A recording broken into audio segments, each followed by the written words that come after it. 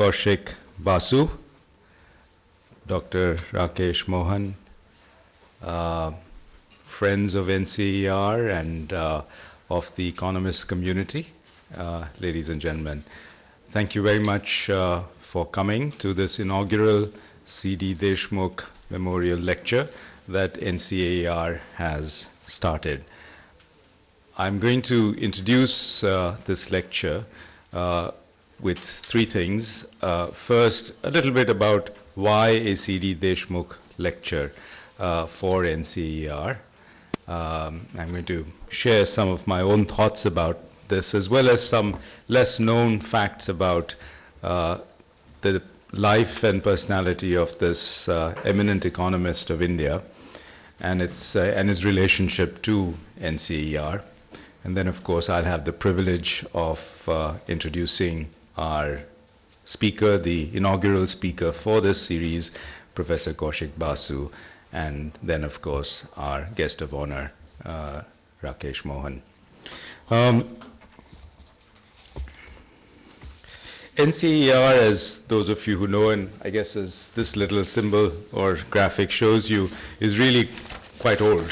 But not as old as the career and the work of Sir C.D. Deshmukh, who started life in the Indian civil service and thereafter served a whole range of functions in government, rising through the civil service, the Indian civil service, the ICS as it was called, thereafter moving on eventually to the Reserve Bank of India, which was at that point not a central bank, it was a shareholder bank, eventually then being appointed the governor of the Reserve Bank of India. It was still a central bank.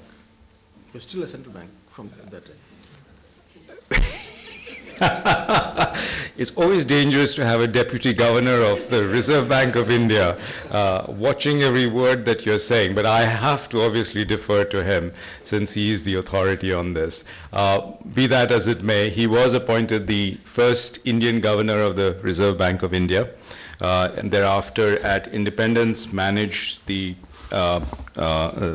during the tumultuous years of the Second World War, and thereafter in independence in 1947, took it forward as an independent central bank and secured the legislation for bank regulation that is very much still with us.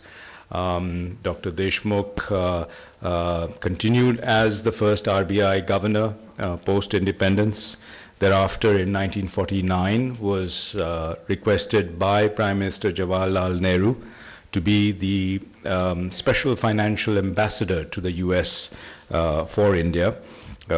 He then was asked by Prime Minister Nehru to really be one of the key architects of the Indian Planning Commission, was indeed a member of the first Indian Planning Commission.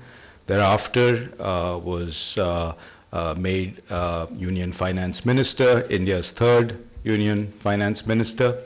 It's at this time that under the chairmanship of John Mathai, India's second Finance Minister, that Sir Deshmukh became a member of the governing body, the first governing body of NCER. NCER at that time was really an outcome of the vision of Prime Minister Nehru for the kinds of independent institutions that a newly independent country like India needed. And he turned to his colleagues in government and outside for setting up such an institution. And John Mathai and C.D. Deshmukh played an important role in thinking about independent institutions like NCER, and clearly made a huge contribution in their role as the first chairman, first president of the governing body of NCER, and a key member of the governing body at that point. I'm not going to go on with the many things that C.D. Deshmukh did, including, of course, something for which he is extremely well known in Delhi, the sister organization, if I were to say that, to the India Habitat Center where we are sitting, the India International Center, very much a dream and a creation of C.D. Deshmukh. Thereafter, he went on to be the first chairman of the University Grants Commission, the first, the early vice chancellors of Delhi University, and thereafter on to further things in life. I just want to recount 2 or 3 things in his life that really are examples of the things that happen that in the end lead one to one's destiny. In 1919, when he signed the ICS Covenant in London, he happened to talk to Bal Gangadhar Tilak, who was there arguing a case in London, and asked him for guidance about his future. And he had passed the ICS, but he wondered if his duty really didn't call him to participate in the independence struggle. And Tilak, being the wise intellectual and nationalist that he was, responded with a firm no, saying, "We are sure to achieve independence soon, and India will then need trained administrators to reinforce self-government. You've trained yourself successfully for becoming an administrator, so no good purpose will be served by your taking part in the political struggle." There's a minor footnote to this, that during the time that Deshmukh was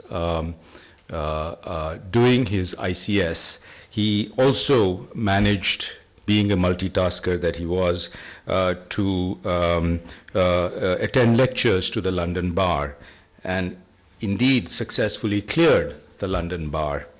At the 11th hour, just as he was about to be called to the bar in January 1920, Dr. Deshmukh discovered to his horror that he did not possess the 27 guineas that he had to pay for being cleared for the bar.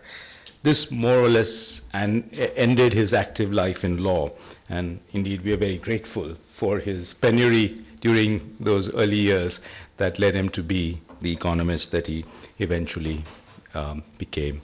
With that, let me turn now to our guest speaker today, the inaugural speaker for this lecture series, Professor Kaushik Basu.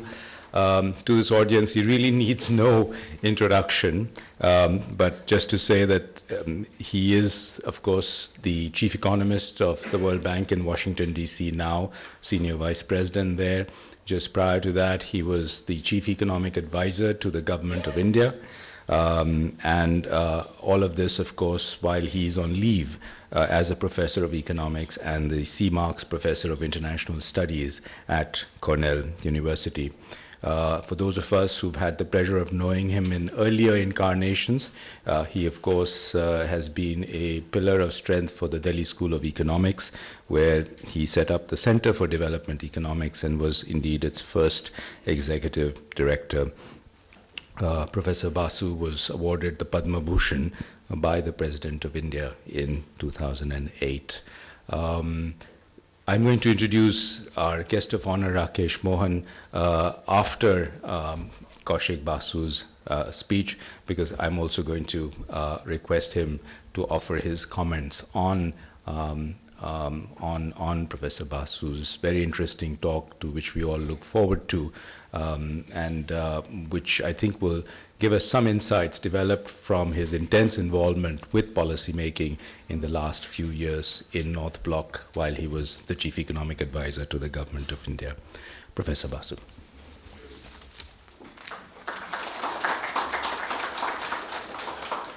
Shekhar, Rakesh, ladies and gentlemen, it's for me a great honor and a pleasure to be here. Honor because this is the C.D. Deshmukh lecture. As you just heard, an absolutely remarkable personality in the early years of the Indian nation, straddling really multiple worlds. I mean, you just wonder how one person could have done so many things. You've heard about the Reserve Bank of India, finance minister, founding of India International Center, chairman of UGC, just name it, and he was there, and contributed really at various different levels. I thought when Shekhar first invited me to give this lecture, we discussed a little bit on the phone and by email about what it could be on, and felt that, in fact, it would be probably a right tribute to Deshmukh, that if I tried to straddled is too big a word, the world of macroeconomic policy and grassroots concerns and activism. And this is also important. I mean, this really describes a bit of the span of Deshmukh's own work, but also talks to something very important in India, that these linkages between the macro and the micro get very little attention. You have a whole lot of people, a whole lot of activists involved in grassroots needs, very important in India, and it is actually very welcome that that is there. You have people sitting in various citadels working on macroeconomic policy, and very often you will hear that one group saying to the other that what you're demanding is not possible from this end. But what these linkages are remain relatively unexplored. So I'm not going to go into new topics, but some of the old topics that we have been concerned with in India, but with special attention to the micro foundations of macroeconomics and the interconnections between these two worlds. And one of the reasons why we face this problem, macroeconomics very often remains at a level of very general fluid remarks, whereas there's a lot of microeconomics with very detailed, very rigorous analysis going on, is a reflection of what the subject is. It's a very, very mysterious subject, economics, the way it spans different kinds of work. Some time ago I heard this story, I don't know if it's true, but it really sums up what economics is all about. This is when Amartya Sen was made Bharat Ratna. It was the same time that, I believe the same year, Ravi Shankar was made Bharat Ratna as well. So legend has it that some journalist came up to the two of them and said, between the two of you, Ravi Shankar's sitar and Amartya Sen's economics, between the two of you, who's more talented? Apparently they froze, but Ravi Shankar jumped to the mic and said that, well, I'll simply tell you the following. Teach me economics for 7 days and then ask me to give a public lecture. I will manage without making a complete fool of myself. But my dear friend Amartya, teach him the sitar for 7 days and then ask him to give a public recital. And it seems Ravi Shankar never completed the sentence, leaving it as to be understood. Now, it actually, in terms of individuals, fair or not, whether it's apocryphal or not, real story or not, it actually just says something about the discipline of economics, where at one end you do have very intricate matters for which people get training for years at end, but there are also matters which relate to very often an urging in an op-ed article, which I want to put into the government. That is also economics. And that is also asking for something important. But the little bit of work going on, for instance, yesterday I was at the Infosys ceremony for the prizes, where there was a lot of discussion on mechanism, design, and auction, which is like an engineering science. It's something done with a great amount of precision. If I have time, I might touch on that a little bit. But given this vast range, it is not surprising that there are some parts of economics where we have to make policy without a full understanding, and there are other parts where the understanding is actually very great, at times a bit too ivory tower, so you don't quite know how to link it up to the real world, but the both are there. What I will do in this lecture is focus on a couple of important macroeconomic matters, most importantly on inflation. I will talk about inflation, a little bit about exchange rate management, and I will, on the other hand, look at grassroots programs, direct cash transfer, NREGS. What is the interface between these larger macroeconomic policies and these grassroots level activities and activism that a lot of people are engaged in? Now, so a general lesson that will come out of this is to pay greater attention to the micro foundations of macroeconomics. Very often you will not have a final answer. One reason why a lot of macroeconomics does not have detailed micro foundations. We can't build up those laws of macroeconomics from the structure of individual decision making. One of the reasons why we don't have those is the very good reason that it's very difficult to build up from individual behavior to macroeconomic regularities with complete precision is something that mathematical economists have struggled for, and there are a variety of matters on which we don't have final answers. It's a venture that will have to remain alive, but we don't have answers. That being so, people in macroeconomic policy making, which Rakesh Mohan here, of course, has great experience, would very often have to fall back on some science, some data regularity, but also a lot of intuition by its very nature. But what I want to stress is we have to strive to understand this better. I also want to stress one more thing in this lecture, that in India we have greater and greater sophistication in terms of looking at data and empirical regularities, but we must not begin to drop reason completely out of the picture. There's a lot also to be done in terms of pure reasoning. I mean, you bring your reasoning, your deductive reasoning to the fore, and actually in terms of macroeconomic policy making, and hopefully I'll give you some examples, where you just can't get that kind of data on the details. You will have to fall back on basic deductive, analytical, or theoretical reasoning, whatever you describe that as. These are the sort of methodological matters that I will stress on. So with that, let me begin by, I'm going to set the domain of the discourse in contemporary times and then go into inflation. So let me just make a few remarks, few introductory remarks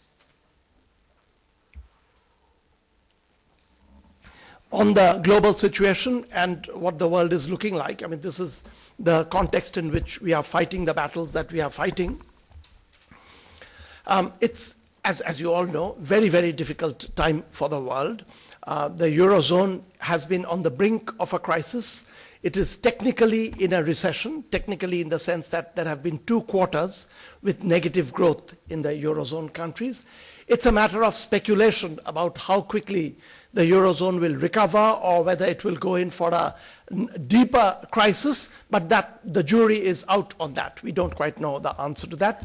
My own view, and this is not the World Bank view, my own view is that Europe will live through a very, very difficult period up to 2015. And this is not just a figure being pulled out of the hat, but there are certain reasons to believe that there will be 2 difficult years ahead for Europe, and something that I've talked about in other fora and written about, but I want to put that on the table, is that a fact that the Eurozone, which was headed to a major crisis at the end of 2011, averted that major crisis. It's in a low-grade recession right now, but it didn't go into a major crisis through basically methods of injecting liquidity. And this will also link up with my inflation discussion. It's injection of liquidity, which took place. The biggest one that took place was called the LTRO, which in 2 rounds injected $1.3 trillion worth of money to European banks. Some 800 banks at the end of 2011 and at the beginning of 2012 borrowed this money. This was being offered at very, very good low interest rates. So these banks, which did not, many of them did not even have very viable, productive projects, picked up this money. A large part of this money was parked in sovereign bonds in Europe because it was not as if they were going to invest. Now, what people at times tend to forget, and I keep bringing this into discourse, I've been doing that in Washington and I'm doing this here, is that usually when a fiscal cliff looms up to us, we are unmindful of that till it's 3-4 months away, and then you begin to scramble and run around. So I just wanted to remind people that this money which was injected into the Eurozone countries, and have no I have no second thoughts on that was the right policy to follow, but this money was injected, these are 3-year loans. So it's not something open-ended, which means that this $1.3 trillion injected into the banks in the Eurozone will have to be repaid after 3 years, which means at the end of 2014 and at the beginning of 2015. In fact, February 2015, this will have to be repaid. So there is a repayment wall which is coming towards us, and we have to be prepared for that. If this money is well invested into productive activities, European growth begins to pick up, it will pass by. This little danger signs which are there in the horizon will come to us, will pass by gently. But if the Eurozone restructuring does not go on well, then there is going to be another serious challenge at the beginning of 2015, whether to inject one more round of LTRO money into the system or not. And you know, this is not a game that you can play too many times, because at some point you get so much liquidity in the system that inflation begins to spark off. We know, fortunately, that in industrialized countries, barring in UK for about a year and a half, inflation has not been a problem. But there is a lot of liquidity in the global system, and you have to be careful. So up to 2015, till this passes by, I think Europe is going to remain in a difficult situation. And just to complete the story, the projection on India, the World Bank projection on India, the absolutely most recent projection will be announced on the 15th of January. This year, so just around the corner now. But so I can't give you that figure, and I don't even know that figure because we are working on that. There are people right now working on models to generate, firm up that figure. But the rough expectation is that the year 2013, India is going to see a growth rate of just short of 6%. So no big bounce back. Just short of 6% is what World Bank calculations, not the latest we will know on the 15th, but roughly what we are expecting is that. Remember that this I'm giving for the calendar year. If you are taking it for the fiscal year from the 1st of April, and if every quarter is going to go a little faster, then what the Indian government figure that is being given out, a little bit more than the World Bank figure, is not quite out of league in terms of forecast. It's similar forecast. So that's the scenario. Inflation now.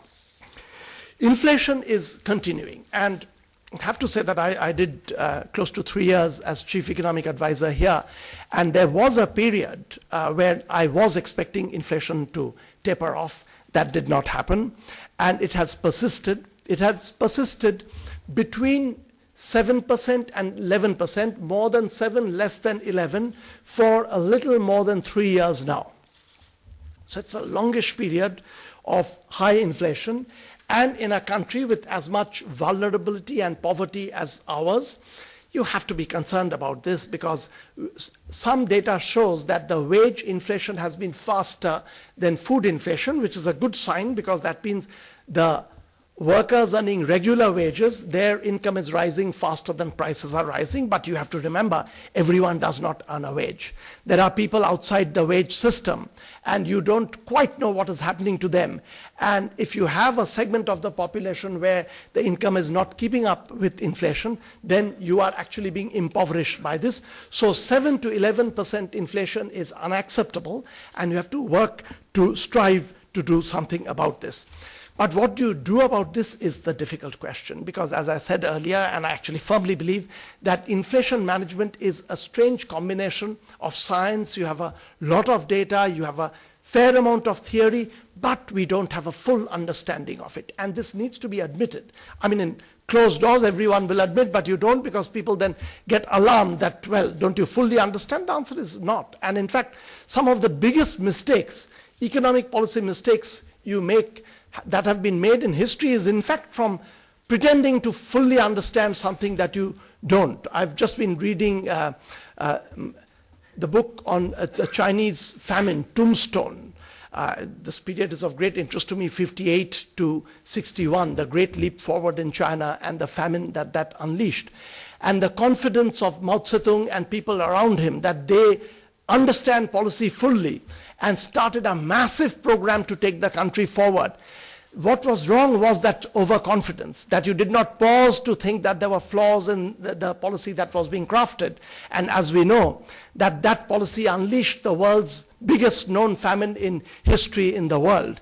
The policy backfired massively, and backfired from overconfidence. So when I say that we don't fully understand, actually, you should appreciate that when policymakers in general, I'm not really making any policy now anymore, but when policymakers say that, that's a good sign rather than a bad sign when they say that we don't fully understand it.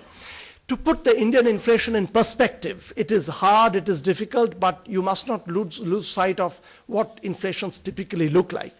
When a country takes off, there is a tendency for inflation to be quite high.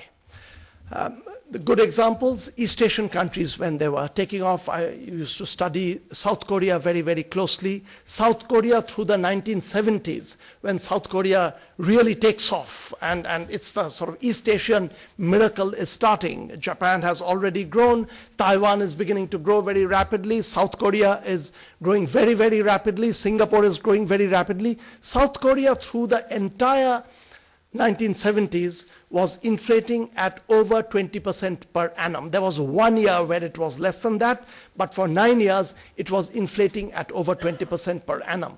But its real income was also growing as rapidly as almost anywhere, seen anywhere in the world, and that was the launch of South Africa's takeoff.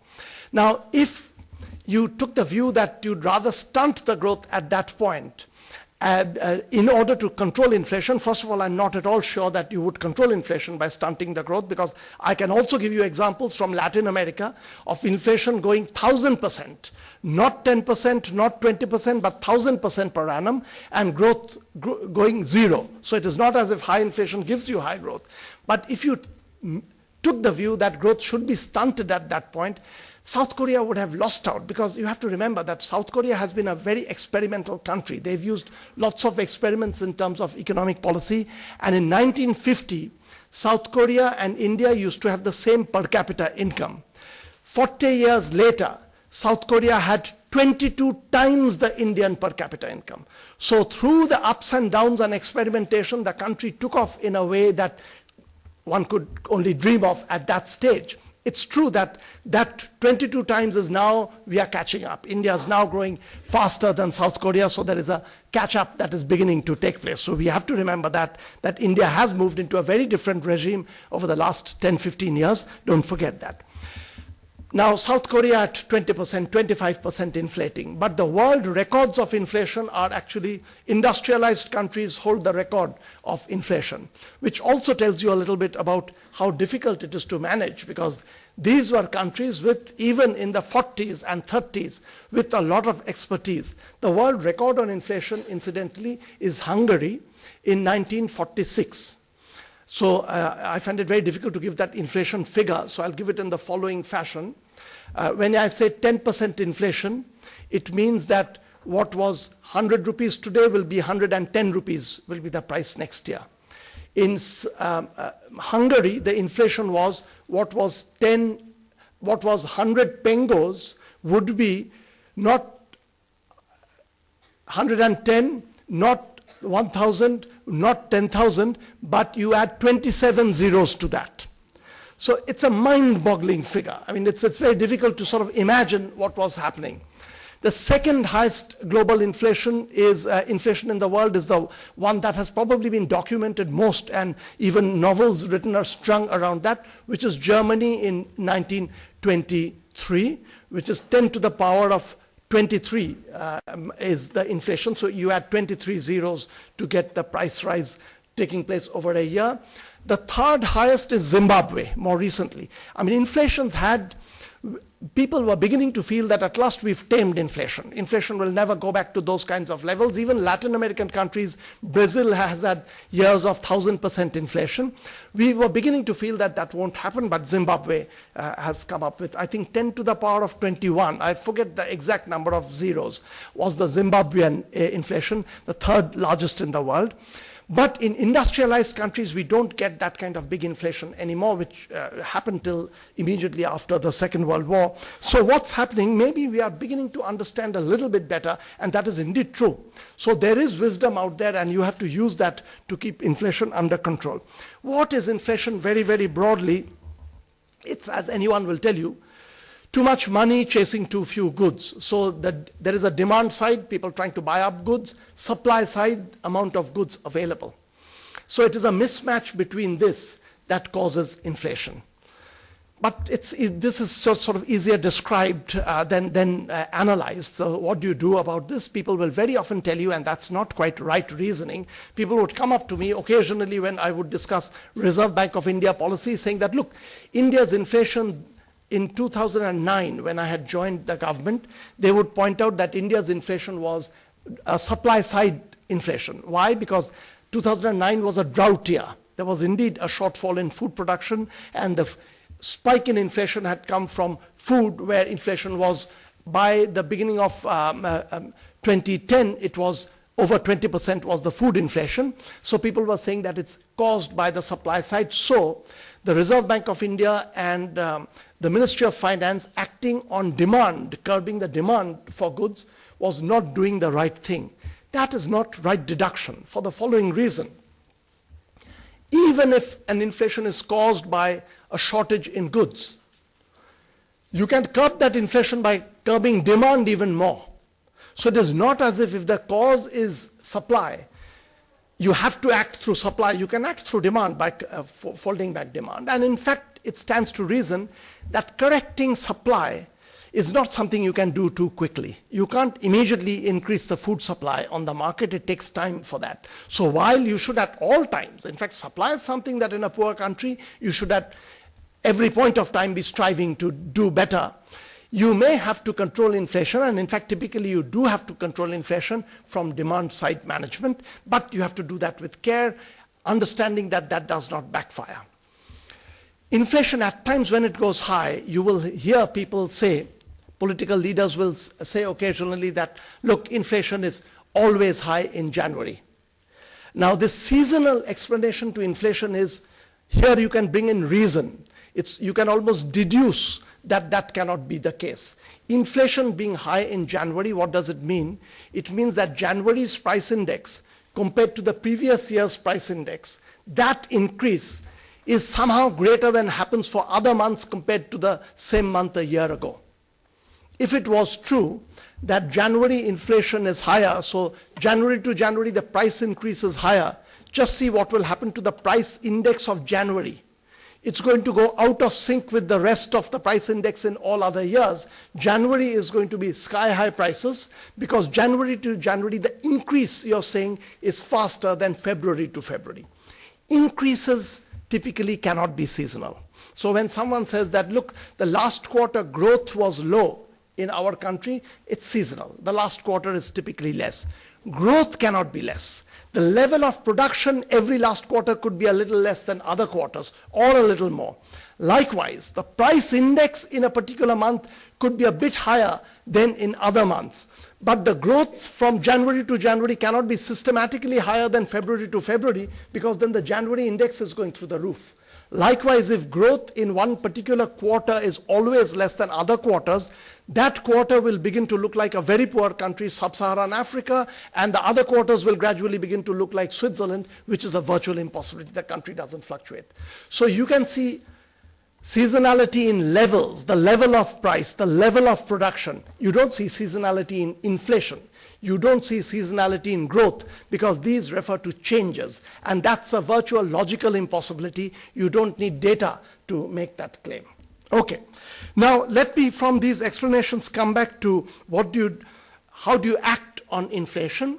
Well, there's one set of actions which is to do with macroeconomic policies. Fiscal deficit has to be managed and kept controlled. And again, this is a little bit of intuitive thinking that if your fiscal deficit becomes very large, there will be inflationary pressures. Why? Because what does fiscal deficit mean? The fiscal deficit basically means that the government is spending more than the government is earning. If other people in the economy, their behavior remaining the same, the government spends more than the government earns, the total demand for goods goes up in the country disproportionately, and that creates inflationary pressures. So the broad wisdom that to control inflation, you have to keep fiscal deficit under reasonable tight controls is absolutely right. But again, in economics, unfortunately, you don't get these completely firm laws. We do know that there are situations where you do need fiscal deficit. For instance, if growth is slowing down a lot, You may want to inject some extra fiscal deficit to get growth picking up. But you have to keep in mind that this does tend to create inflationary pressures. And I feel one of the things that happened from, say, 2009 till now, the reason why inflation has been high in India, inflation has been extremely high in Argentina, has been extremely high in Vietnam, has been pretty high in Turkey, has been quite high in China, and you will see I'm naming only emerging economies. The reason is something to do with this. During the global crisis, there was a concerted effort all over the world to inject greater liquidity and have a fiscal stimulus around the world. This was being done in all countries around the world. G20 was doing some coordination of this policy. In today's world, unlike in the old world, where each country was like a fort, where the policies you follow affect welfare within your fortified area, that's not true in today's world. A policy followed in one country spills over into other countries. So the larger fiscal stimulus given the world over and the injection of liquidity done by the central banks, the various QEs and other policies, Bank of Japan also had similar policies, National Bank of Switzerland trying to hold the Swiss franc rate, all these policies were injecting global liquidity, and the emerging economies that were good drivers of growth were somehow attracting this money. So you, at a global scale, you're getting a very standard story that is being played out, more liquidity being sent into the system, and a disproportionate amount of that flowing into emerging economies, and all of them are managing this inflation, trying to manage this inflation. The other instrument that is used, and Rakesh Mohan here is much more familiar with this, is interest rate policy, because of the following view, that one of the ways, and this is actually correct reasoning, is that one of the ways in which you want to control inflation is curb people's urge to borrow and spend. So one thing that you do when you're suddenly caught with high inflation, whatever be the cause, wherever it's come from, you don't want people to spend too much through borrowing activity. One way of putting a curb to that is try to raise interest rates. So you raise a couple of critical interest rates over which the central bank has control, and through that you expect this interest rate rise will permeate through the system, and people will not over borrow and spend as they were doing earlier, and this dampening of spending is going to dampen inflation. That's correct reasoning, but you have to be careful that, and I will bring in a little bit of macroeconomic reasoning over here, that there are indeed situations where this reasoning may have to be tempered. But before I go into this reasoning, which is to do with Stiglitz-Weiss argument, here's something that I had argued earlier, but let me do that once again. To believe that inflation management is entirely a matter of Ministry of Finance and Reserve Bank of India is wrong. Ordinary individuals' behavior and changing behavior patterns can create inflationary pressures. And here is the example, and we know this from history, that when UK was going through a period of becoming a more and more monetized economy, there was a greater inflationary pressure, an upward tendency on prices. See, in India, something that is being done right now with a lot of effort is financial inclusion. What is financial inclusion? Financial inclusion is basically people with earlier who had their money kept as cash at home. Lots of villagers do that in rural area. People don't even know where to keep their money. It is unsafe. They don't earn any interest rates. And when there is inflation, this money loses value. So it's a very unfortunate situation that so much of India is excluded from the financial system. But when you begin to include them in the financial system, what do? You go up to them using sophisticated systems, help them open up bank accounts, help them put money in mutual funds and other kinds of investment. But when they do that, see, something is happening. Money which earlier was sitting under their pillow and was therefore withdrawn from the system is being injected back into the system.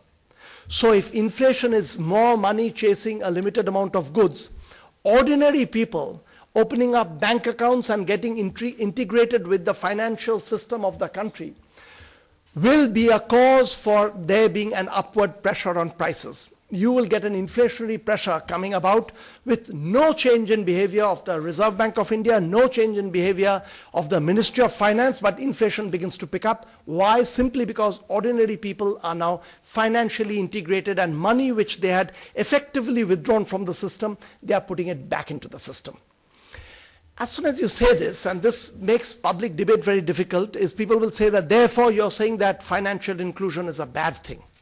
Of course not, and this level of sophistication we have to reach in public discourse. In medicine, we don't have that problem anymore. We will very often, the doctor will come and say that, look, you have to take an antibiotic or you have to take a steroid, your situation demands that.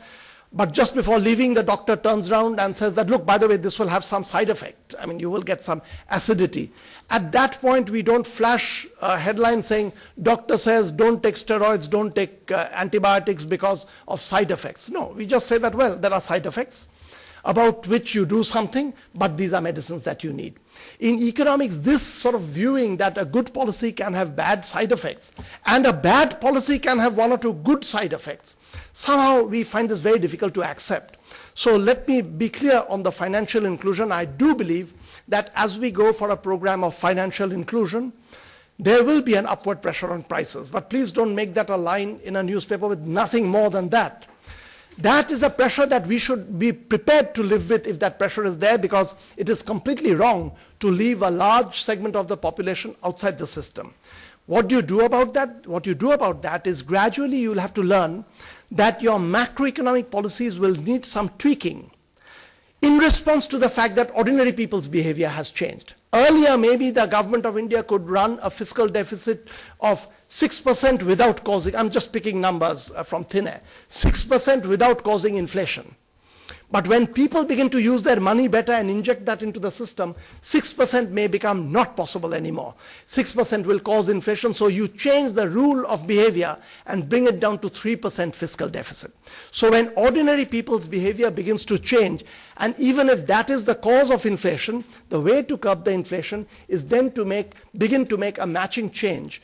Will Reserve Bank of India policy, Government of India policy. What is a problem is that we don't have a rule of thumb that this is exactly what you do. So there will be a period of fumbling. You're going to change, you're going to tweak your fiscal deficit, your repo rate, your CRR rate, and you're going to track the market and see what it's doing till you hit upon a new rule about how to handle this situation. Another example I'll give you, a good thing which can have a bad effect. I've been talking in various fora about trust and trustworthiness and integrity. I feel this is a crucial building block for a successful, vibrant society. And on that, we cannot point fingers every time to government and say that government is at fault. We have individual responsibilities for being more trustworthy individuals. And a modern society runs on that. You need that. But trust can actually, in a very indirect way, inject inflationary pressure. See, one of the reasons why money is kept under the pillow in a village is that, yes, these people don't have access to a banking system, so they can't put their money in a bank. But if trust becomes very high in the village that you can give your money to your neighbor, and the neighbor can give the money to someone else with a promise and the money will come back to you, then even if you don't have a bank account, you will begin to use your money much more. You will give it to your neighbor and say, oh, I don't need it today, so I'll take it out from under the pillow, you use it. So even without a banking system, more trusting society will have a greater flow of money, the money will be used more. That can again create an inflationary pressure. So trust, which is this very, very important ingredient of a system, can actually in a very indirect way create greater liquidity in the system and create inflationary pressures. Again, the response is no, let's not be trustworthy individuals. The response is that you tweak other kinds of policies and other instruments of inflation control to begin to make a difference to it. One more example, and I do want to actually, 15 minutes will be too much? No, okay. I had lots of topics. I'm doing this very badly. Let me very quickly touch on the Stiglitz-Wise kind of argument, and then I'm going to skip over that, because I do want to talk of DTs, the direct cash transfer and NRGS, if nothing else. Yeah. Here is one argument, and this I actually also want to engage Rakesh, because I think this is something that needs further thought, so you can't jump to conclusions. See, usually when we say that raise interest rates when inflationary pressures are high, The argument is that if you raise interest rates, firms, individuals will be hesitant to borrow more money. So people who are demanding credit will demand less credit. So there'll be less money, effective money sloshing about in the system. But we know that in reality, in many situations, markets don't fully clear. That is, demand is not always equal to supply in equilibrium. There are lots of examples, and now, thanks to actually most prominently the work of Joseph Stiglitz, we have a whole lot of theoretical understandings of how markets often don't clear. You have an excess demand. Suppose you're in an economy where there is an excess demand for credit. So there is a lot of demand for credit, but supply of credit is short. There, the amount of credit being injected into the system is not being determined by the demand for credit, because demand is in excess. It's a supply which is determining the amount of credit being injected into the system. So there is excess demand, so the total amount of credit is the supply of credit. If you raise interest rate a little bit, demand for credit falls, but demand was anyway not determining the total amount of credit on the market. When you raise that interest rate, the supply of credit goes up. It's more attractive for you to supply money. And since supply was determining the total amount of credit in the system, you could have the total amount of credit in the system increasing with a conventional interest rates policy. Now, we don't know whether that's happening. You need to do a lot of empirical work, but we do have experience from around the world. I have now, thanks to my being in the World Bank, I'm getting a great advantage of being able to sit down in different countries with policymakers. I had a fascinating meeting in Turkey about the policy instruments that they have tried. Turkey has been very experimental in terms of interest rate policy. People will point out that Turkey is a different country, and that's of course a truism. You don't have to point that out. Every other country is a different country. But we do know that the Turkish experience shows that their interest rate policy did not backfire. They went in for very unconventional interest rate policies, and they actually got results which, at least initially, were results pointing to the right direction. This again does not mean, and let me again emphasize, that you jump to conclusions about what should be done here. What you should jump to one conclusion from this is keep your eyes open and do research. Don't get set that this is the wisdom and we will not look in any other way. That is something that you have to reject and keep analyzing and looking at newer ways of acting. Let me now come to programs and their consequences, inflationary consequences. If I'm short of time, I'll skip the exchange rate that I was planning to talk about. But let me just talk about these programs. Even during my couple of days in Delhi, and really I have nothing to do now with policy making here, excepting as an observer sitting somewhere else and watching. Lots of people have been coming up to me and asking about the direct cash transfer. One question which has come to me several times is it inflationary? And when Shekhar and I were talking about the possible topic, it was this that actually got me interested in this particular topic, because I wanted to address this question. First of all, let me put my cards on the table. I feel this is a very good move. Actually, I feel it's one of the most important policy moves, the direct cash transfer move that is coming about. That does not mean it can't backfire. There are details to be worked out. And it is not as if for every kind of social welfare you switch to cash and don't give the welfare. There are certain areas where the government has direct responsibility. But far too often the government tries to directly hand over whatever is a poor person or a vulnerable person needs in terms of that particular product being taken over to the person. A direct cash transfer system says that, no, let's not do that. We are going to give people money, or we may even give them smart card or something like that, and then tell them that you go and buy whatever you want to buy from any place. Brazil has used cash transfer, conditional cash transfers, actually extremely well. During Lula's regime, we saw a huge improvement actually in delivery to the poor and the vulnerable in Brazil. So in India, I think this is worthwhile. And to me, again, this is a matter of reason with a little bit of facts being used. Take the food system currently. In India, FCI collects a lot of food, and this food is used for two different purposes.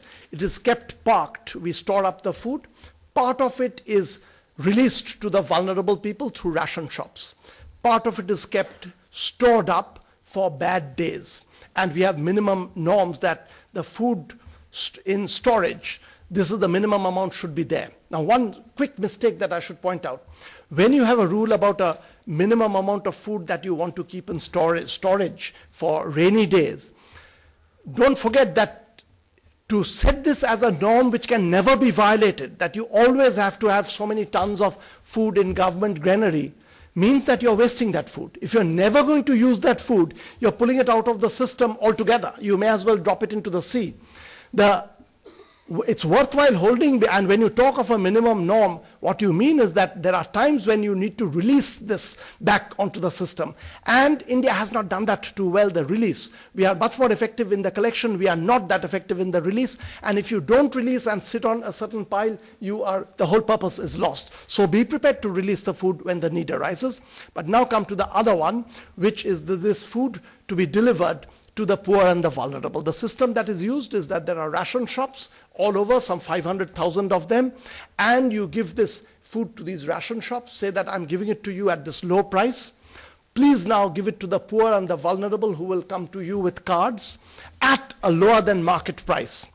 You've immediately created a huge incentive problem, is that these stores would love to take this food at this low price from the government and then sell it at market price. It could be that you remove a part of it, your brother runs another store, you provide it there, and it gets sold on the market price. The best studies that I've seen shows that in India, the loss that takes place is of food through this kind of leakage is not the 80% or 90% that people talk about. Statistical studies show that the loss is 44%. That's unacceptably high. I mean, it may not be 80%, but 44% of the grain being leaked out into the system and not reaching the poor is unacceptably high. What do? If here you give a direct cash transfer, give it to these households and say that, look, you don't have to go to the government store anymore. You walk into any store, you've got the cash, and buy food. Then when a poor person enters a store, currently when a poor person goes into a ration shop, there's immediate discrimination against the person. You know that that person is going to pay a reduced price, so you tell this person to come back later, you adulterate the food, you say my supplies haven't come, and you shoo that person away. But with the direct cash transfer system, when a poor person enters through a store door, after you've entered, you're like any other person who has entered, because you're going to pay the full price. So the discrimination that the poor face currently, the poor will not face through this. Also, the adulteration will not happen, because the person will say, okay, if you are giving me bad grain, I'm going to go to another store and buy. So adulteration will happen to the extent it happens even to rich people. You occasionally get adulterated stuff, but much more minimal than what the poor suffer. So I think in terms of pure efficiency, this is a very, very desirable move. It is not without problems. We do know part of it will get misused, but for that you try to hand over the money to the woman rather than the man, and a lot has been written on the detailed technology of this. One problem which worries people is this inflationary? Because with this direct cash transfer, you're going to inject this money into the system. And the short answer is no. This is not specially inflationary compared to what is being done, because what is being done is actually the same thing in a much more costlier way, which is you are injecting the cash, you're collecting the grain, and then you're putting the grain out again to the poor. So it is not that the total amount of cash changes that is being injected into the system changes by virtue of a switch over to a direct cash transfer system. The other one happens in more indirect ways, through multifarious ways, and people don't see it happening, whereas as soon as you hear the term direct cash transfer, you somehow feel it is money being left on the ground, direct cash being put there, so it's going to be inflationary. So the answer is no. For that reason, it is not going to be specially inflationary. What causes inflation in the end is the total expenditure of the government, the total revenue of the government. This balance is extremely important. And you can run a certain amount of fiscal deficit. In fact, a certain minimal amount is desirable. But if this goes too large, you get inflationary pressures. So the thing to do is, yes, direct cash transfer is an expenditure. But there are many other expenditures. And there's nothing special about this, is all I'm saying. You put all your expenditures together, you put all your revenues together, subtract one from the other, you get the fiscal deficit figure. Watch that. And if direct cash transfer means that for that reason your fiscal deficit goes up, there will be inflationary pressure, but nothing to do with the direct cash transfer, but the fact that the fiscal deficit is larger. So that is the thing to watch, and in itself it's not. And another very important thing to be kept in mind, which also links to NREGS. In fact, in many ways, I feel the inflationary pressure of direct cash transfer is less than in NREGS for the following reason. NREGS had a provision, which is one of the weakest ones in terms of implementation, is when people who can't be employed under this scheme, they are supposed to get half, or I forget the exact amount, a certain amount of the income is supposed to be given to them as cash. Not for work, but government fails to give them work, so you get a kind of social welfare. That to me was actually a very good part of the program, and that has not been implemented well enough. But with NREGS, there is a bit of a risk, again, that has to be kept in mind. In NREGS, you're withdrawing this labor from the regular labor market, keeping the labor for 8 hours and giving them this money. All very good, and the rise in farm wages taking place, for me, I don't mind that at all. I mean, these people are very poor. If their wages rise, and in fact, that's a good side effect of the program. But the only thing you have to be careful about, this labor has been drawn from the labor market. If you don't make them produce something productive, you're injecting liquidity into the system, but output is not coming out of the system equivalently, and that could create some inflationary pressure. The direct cash transfer is different. In direct cash transfer, you don't withdraw anyone's labor from the market. They get this, and then they go out and work and continue to do everything else. So in fact, direct cash transfer is likely to be even less inflationary than other programs which involve pulling workers out of the system, because there the productivity of the use of the labor becomes critical, and a lot of attention needs to be paid to that. Actually, it would be another topic. I wanted to speak a little bit about current account deficit, and let me take 2-3 minutes, Shekhar, and so this will just give you a flavor of it, but there is a lot to say on this. The current account deficit, which is worrying people a lot, and actually crossing 5% is indeed a worrying level, but a view that I've taken on current account deficits in general over the last 3 years, I could repeat a little bit, that our excessive worry about the current account deficit is a bit of a throwback to the pre-1991 days. If you have a controlled exchange rate, fixed exchange rate, and current account deficit goes up a lot, indeed, you tend to get worried, because the main vent to this has been locked by the government, and the current account deficit is going up.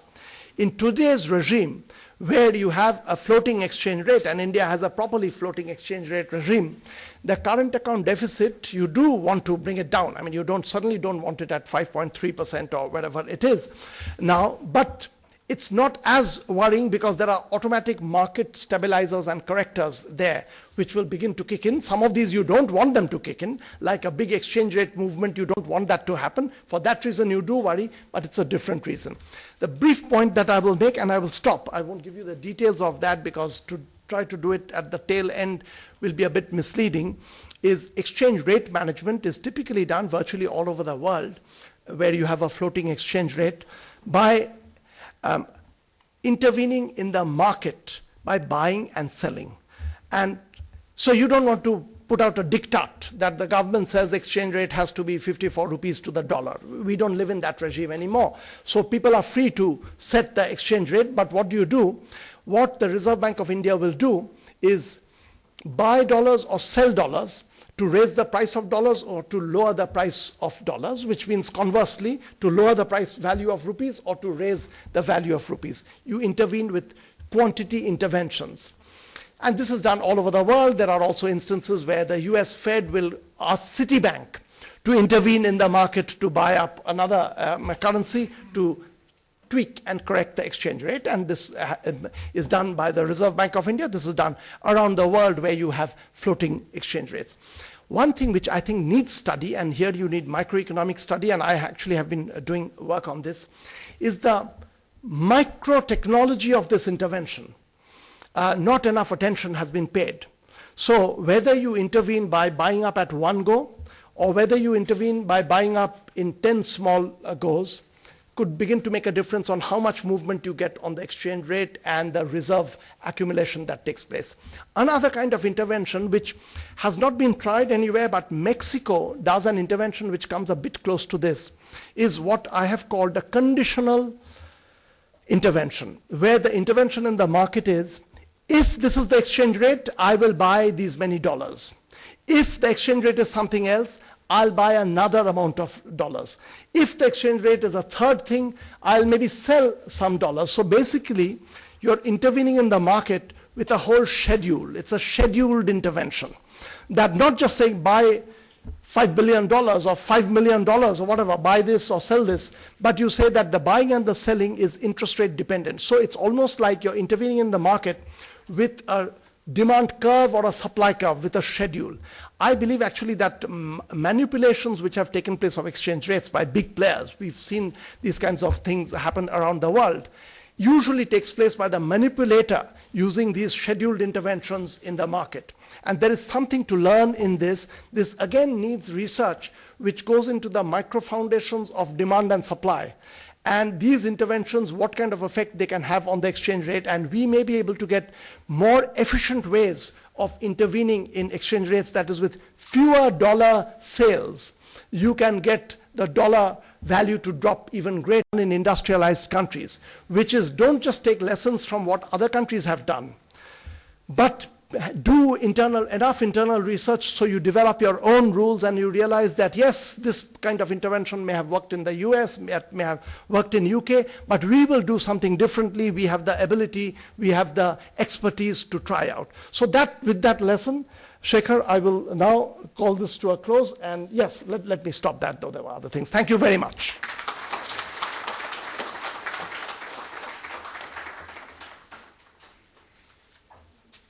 Thank you, Kaushik, for that really far-reaching lecture that really straddled so many areas. Rakesh and I were just thinking about the fields that Kaushik covered, and I'm indeed very grateful. Kaushik has promised at some point to write this up for us so that we will have the pleasure of perhaps even publishing the lecture, which is indeed our intention. With that, let me turn to the comments by our guest of honor. I'm indeed privileged to be introducing Dr. Rakesh Mohan, who again really doesn't need an introduction here.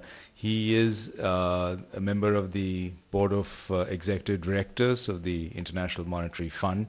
So they work across the street, 19th Street in Washington, and is also currently the chairman of the National Transport Development Policy Committee of the Government of India. Like Kaushik, Rakesh has straddled many, and indeed, like the person after whom this lecture series is named, Rakesh also has straddled a number of different roles. We are indeed very proud to have him as, NCR has indeed been very proud to have had him as its Director General, my predecessor, one removed, during 1996 to 2000. Thereafter, of course, he's had a series of positions, including, as I mentioned very early on, Deputy Governor of the Reserve Bank of India on two different terms between 2002 and 4, and then again between 2005 and 2009. And of course, many of us think that India's stability and growth had a lot to do with Rakesh's being at the RBI in Mumbai. Earlier positions include the Secretary of the Department of Economic Affairs, Chief Economic Advisor to the Government of India, and a member of the Prime Minister's Economic Advisory Council. It's with great pleasure that we welcome Rakesh Mohan back to NCAER, and I'd request him to offer some comments on the talk by Kaushik. Rakesh.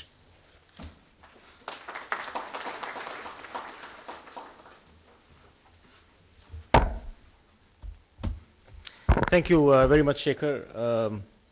It's really a great honor to have been asked to be present on this occasion, the first C.D. Deshmukh Memorial Lecture. Let me just remind you also, however, that this is not the first big lecture that Kaushik has given at NCAER. He was one of the lecturers at the Golden Jubilee lectures that we had in 1998, I think it was, that you perhaps gave the lecture. Of course, we cheated at that time in the sense it wasn't NCR's Golden Jubilee. It was the country's Golden Jubilee, 1997. But I'm delighted that you are now giving the C.D. Deshmukh lecture. One tip, Shekhar, for you. Never allow someone like Kaushik to give a lecture without a text ex ante. Because I can guarantee you it'd be like extracting blood from him to actually get a text from him post facto. So that discipline, by the way, we did observe in the Golden Jubilee lectures. There was only one mistake I did, and that was Jeffrey Sachs. I don't mind naming him because I'll believe in naming and shaming. He gave a fantastic lecture, by the way, but we could never get that lecture out of him. But we, of course, did publish a volume on that. I'm delighted, of course, that you're honoring C.D. Deshmukh. I can perhaps claim personal benefits from C.D. Deshmukh in the sense that he was present at Bretton Woods. So in some sense, he created World Bank and IMF. And I can claim benefit from that because I started my professional life at the World Bank and I'm presumably ending my professional life at the IMF. So that's first direct benefit.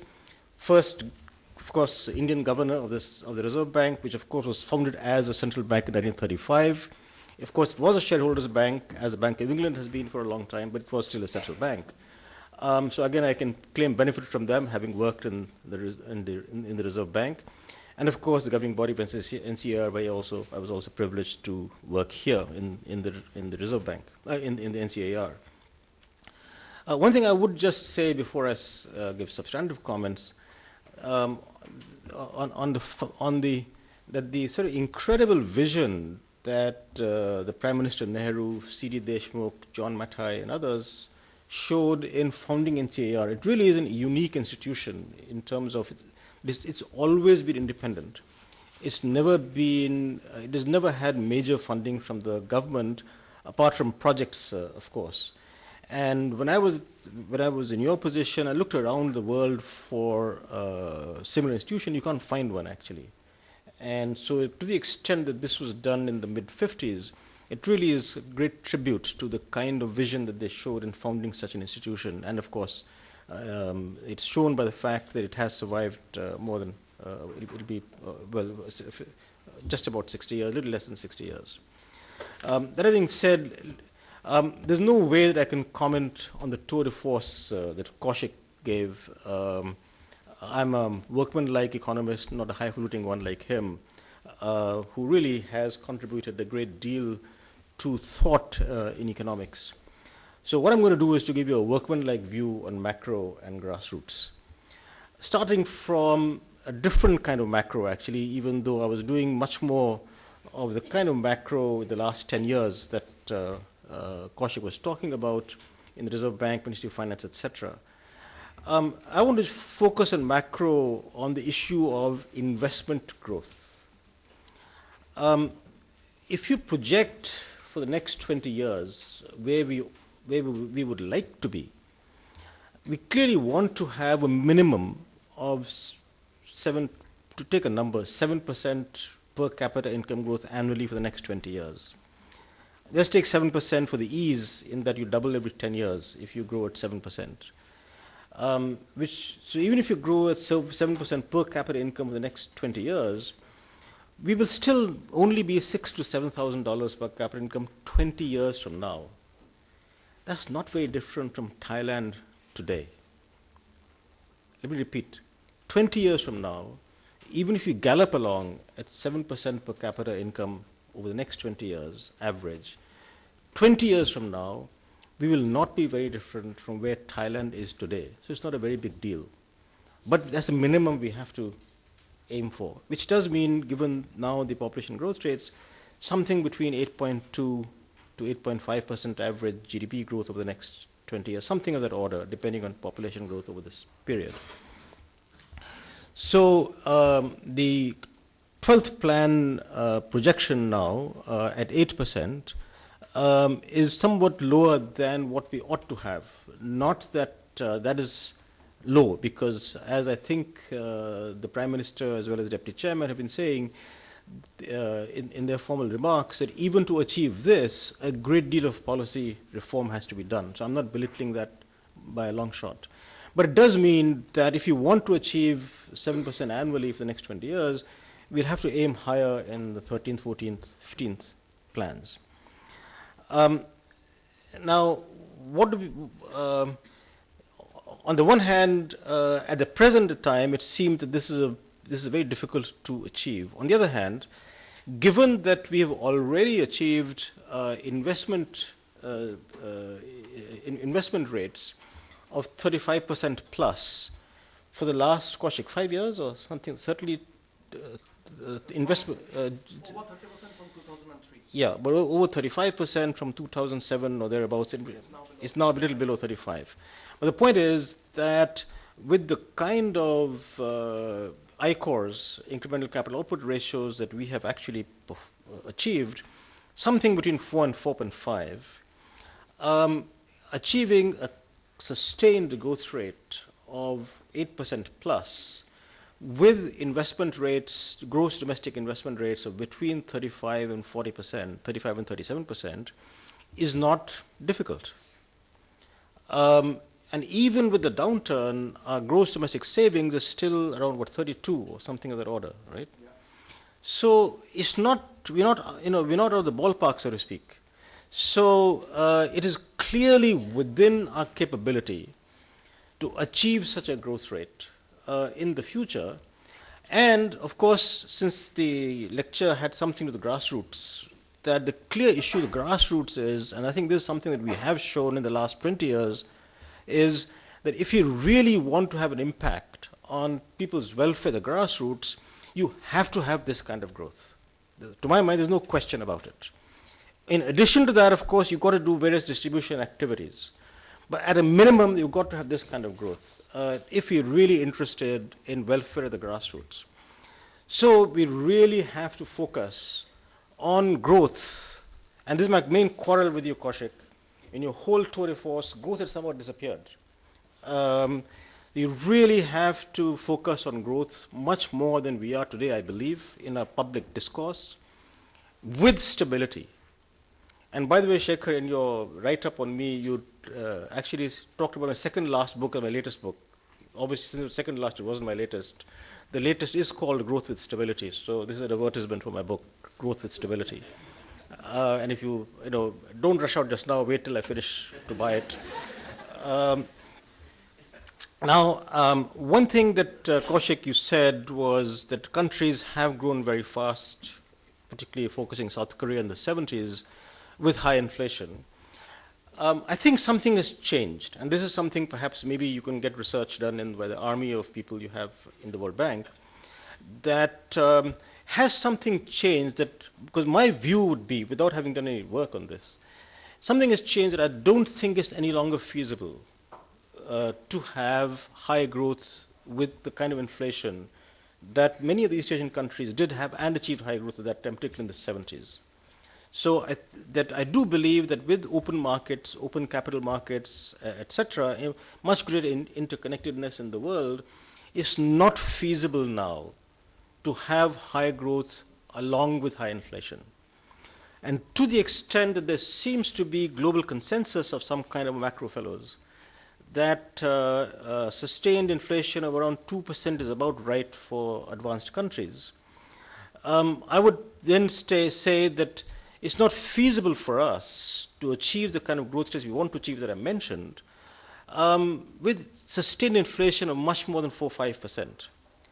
If you look at the record, say 10 years, decade preceding the crisis, 2007-8, you do find that the average advanced country inflation was around 2%, the average emerging market inflation was around 4-5%, something of that order.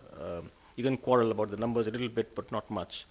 So I would certainly say that the key issue for us, first starting from the kind of growth we need for ensuring grassroots welfare, is achieving that growth, and then also concluding you can't achieve that unless you bring down sustained expected inflation to something less than 5%. I don't think that we can do 2%, or an emerging market country on a sustained basis can do 2%, for many of the reasons that Kaushik talked about in terms of that in times of structural change, you do have a somewhat higher inflation. And that does mean that you have a sustained inflation differential between an emerging market of say 4 or 5% and say advanced countries of say around 2%, assuming those numbers are correct.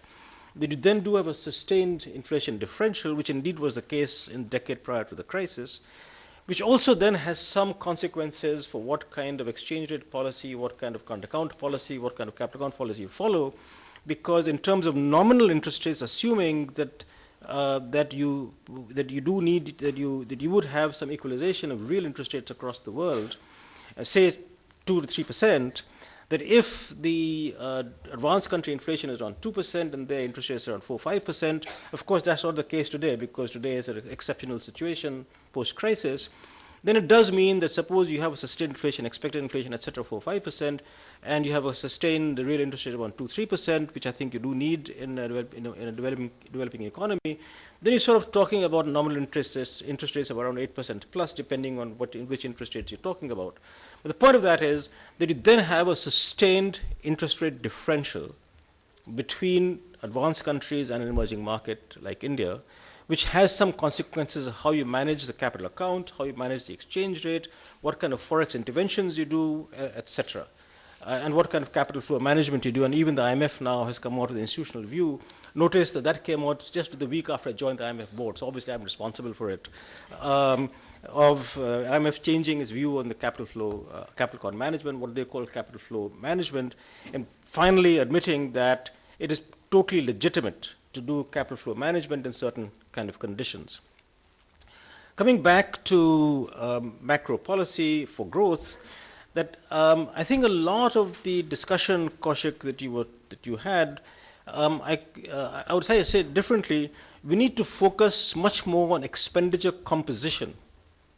That clearly, number one, the issue of fiscal deficit, how much the fiscal deficit a country runs and how much a budget deficit a country runs.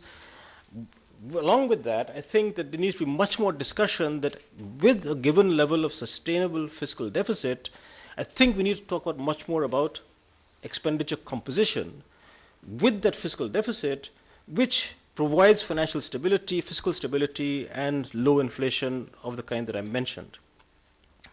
And I think that a simple-minded view that I would certainly propagate is that in general, the fiscal deficit, which is the same thing as the total borrowing that the government does, should essentially be for investment, that is capital formation, and not consumption.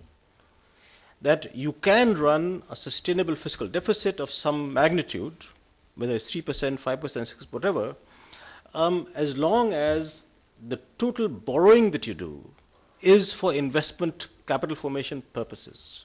And I think this is where we have gone wrong in the last many years.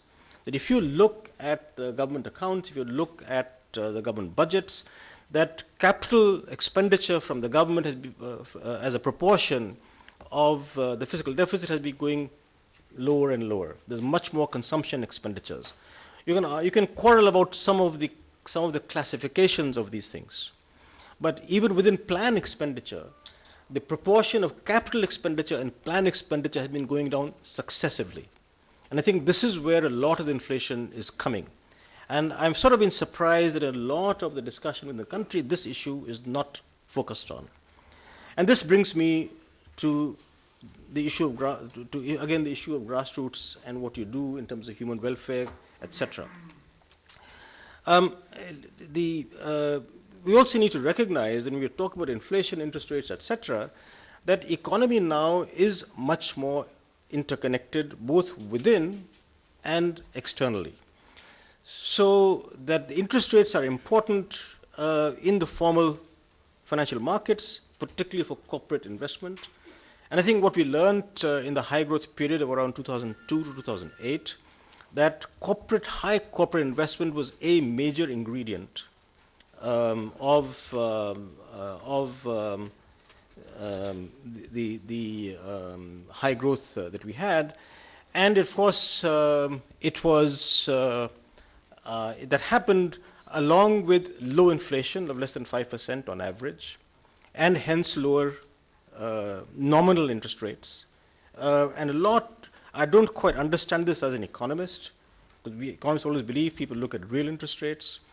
But whatever interaction that I've had post-government and being sitting on boards and so on, that there is something in the corporate investment framework that's to focus perhaps more on nominal interest rates. I don't quite understand it as an economist, but I do believe that that is the case, and therefore it's even more important to bring inflation down.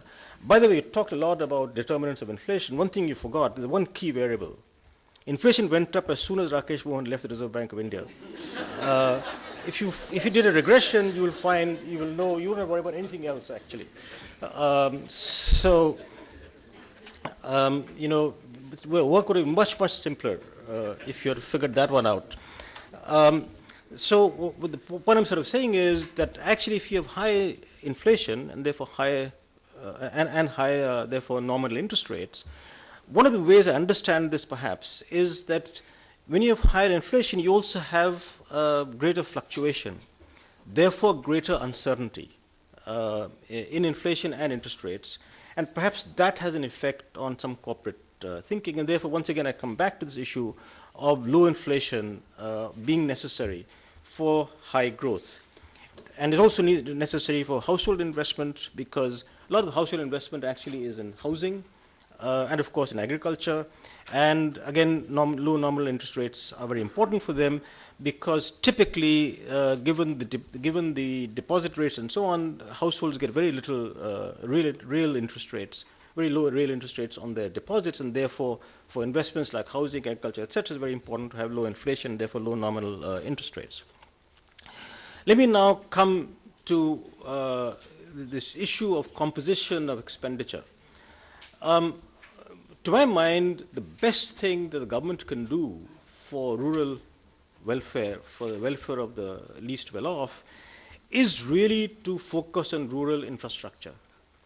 And I think that whereas the government has been doing this, I do believe that there's not enough emphasis on this in discourse, because clearly there's so many programs now for rural infrastructure. And that means rural roads. Since 2000, with the Prime Minister's Gram Sadak Yojana, there's been a focus. One of the things that, why rural roads first? Because for everything else, whether it's health delivery, education delivery, rural supply chain, the key issue is the availability of all-weather rural roads. We always sort of curse doctors, nurses, teachers, etc., for not being willing to live in rural areas. I ask the question that if someone has lifted himself or herself up through education to become a doctor or a nurse or a teacher, why would you want to live in a village which doesn't have a road, you can't go anywhere, and where children can't be educated as much as you were? So therefore, to my mind, whether it's health, whether it's education, any activities in rural areas, if you can't provide all-weather rural roads, then there's no chance. You can do all kinds of consumption expenditures, direct cash transfers, etc. You can't go anywhere to spend the direct cash transfer. Even if you can get, you can't even go to the bank if there's and you certainly won't have electricity to power anything else. So to my mind, a real focus on rural roads, like with the PMGSY kind of program, really needs even greater emphasis than there has been. And I remain totally puzzled on why there has to be a separate rural employment guarantee scheme, as opposed to basically marrying the rural employment activities with each of these focused in rural infrastructure programs. That is to say that I'm totally for employment guarantees, but why should it be separate from rural roads program, rural sanitation program, rural water program, rural education program, rural health program, because all of them require real hard bricks and mortar investments. Whether it is sanitation, whether it is schools, education, that you've got to build schools, whether it's health clinics, you've got to build health clinics, etc. So I'm been totally puzzled for the last many years on why there are these separate compartments, apart from there being run from separate departments and ministries. So the thrust of what I'm saying is that with the same expenditure levels, if you focus on investment, you're then borrowing money in the market to focus on investments, which you then have growth coming out of those investments. Similarly, rural electrification. Again, we've had a long program for rural electrification, which again is absolutely essential for human welfare, for education, for everything else. If you don't have electricity, you can't run a health clinic, a dentist can do nothing without power, etc. So you take about any kind of rural welfare activity, if you don't have electricity, cash transfers and anything else doesn't work. So you really got to focus on this and invest in those activities. Sanitation. You can do whatever you like through health clinics unless you have proper sanitation, and there are enough studies on this as far as I understand among public health specialists. And now that your president is one of them, I hope that he will also focus on that. I presume he will actually, given whatever little bit I know of his past activities, that rural sanitation is perhaps probably more important for rural health than anything else in terms of delivery of good health outcomes. Also, I would say that rural sanitation is very important for engendering self-respect. Given the situation of what people have to do, I think particularly for women, that this is a major issue in terms of what we do. And again, I think one of the things you almost never have any discussion of is rural sanitation. And there are rural sanitation programs, but it's not something that is out in the headlights out there for public programs. Water. Again, clean water is elixir of life, quality of life. When I was originally the Planning Commission, 1986 to 88, I was in charge of Accelerated Rural Water Supply, ARWSP. Accelerated, that is 30 years ago. It's still accelerating. And you still don't have clean water. I don't have clean water in my house in Delhi, forget rural water. We are much more excited about spending 20,000 crores on one line in a city on a metro, and when you don't have clean water, even in the capital city of the country. And of course, education and health. So I do believe that in this issue of inflation, coming back to this, that that we need to have much more economic research on trying to understand the impact of, apart from the overall macro, that is fiscal, the volume fiscal, the monetary fiscal deficit, therefore the domestic fiscal deficit causing or contributing to the external deficit, current account deficit, because of excess demand and generating excess demand in the system. But we also need to think about what kind of excess demand and where these expenditures go. So to my mind, the sort of connection between macro management is much more through these issues, and that we've landed into the high inflation era in the last 5 years by not focusing on this and focusing much more on the distribution activities, at the exclusion in some sense of focusing on investment activities. That's really what I had to say. I do want to make one comment on the current account discussion. I have to restrain myself more than I would have 3 months ago before I went on the board of the IMF. So I have to be very careful.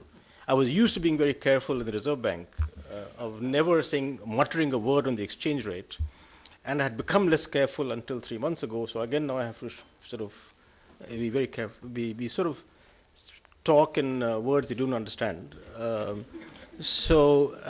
basically what I want to say actually is that the management, the determination of the current account or the exchange rate being a major instrument for current accounts being managed through the market, I think that the experience the last 10 years shows it does not work. Whether it's the United States, which is completely fluctuating, a completely market exchange rate, having unsustainable current account deficits, and those deficits, of course, being financed by mostly official flows, Same thing here, that with a relatively with relative floating exchange rate, current account is clearly not being managed in terms of sustainable fashion. That 5.2% is really high, And if you think about it a little further, that when you have a sustained inflow of free money of around 3.5% of GDP through remittances, and around 3.5% through IT, BPO, and other exports, amounting around 7% of GDP on a sustained basis. 5.2% of current account deficit implies 12.2% of a merchandise trade deficit, which of course includes gold and oil. 12.2%. Is the exchange rate mediating this? The answer is no. So I just want to leave that thought that the sort of simple, no, I can't say to Kaushik simple-minded, so the traditional idea, I should say, of the exchange rate determining the current account deficit, and then you don't have to worry about it, I think is clearly false. And therefore, I think that we really have to focus on this, because there's no way that any kind of that in a market interconnected economy, to think that capital flows will continue to finance us if you have a current account deficit higher than some number. I don't know what that number is. I think the 12th plan is saying 2.8% of GDP is what they are saying, projecting. So let us take that as a number. That will the exchange rate, fluctuating exchange rate management?